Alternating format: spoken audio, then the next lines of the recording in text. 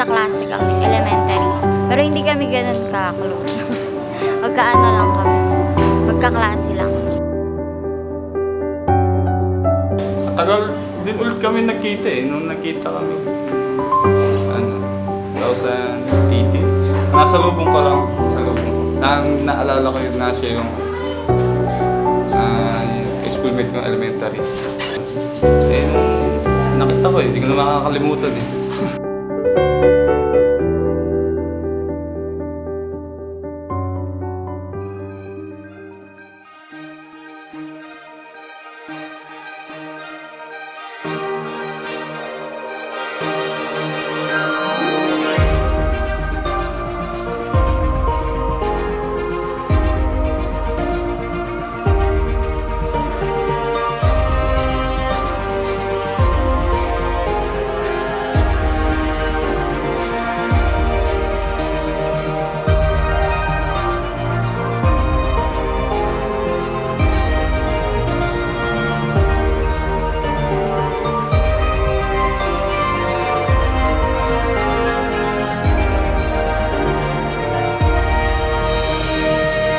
Dahil sa pinsan niya. Yung pinsan kasi niya is yung girlfriend. Kapitbahay namin, kaibigan ko siya. So, nakita niya daw ako, tas yun. Tinanong lang ako nung pinsan niya. para malapit ako doon sa lugar. Kasi di mo pupunta doon malapit Di ako na kung gagawin. Siya yung pinupuntahan ko lang kunyari para.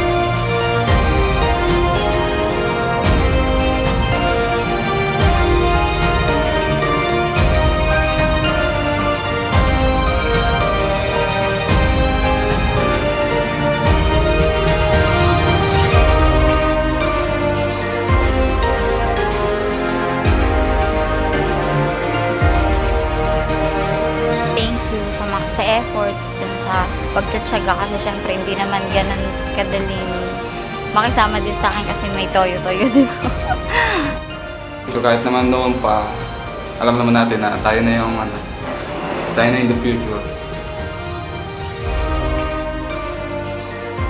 Kahit na magkakatampuhan tayo pero wala nang bibigyo sa atin.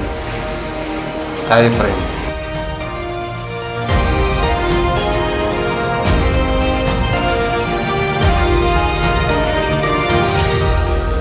Yun lang. Congrats sa amin.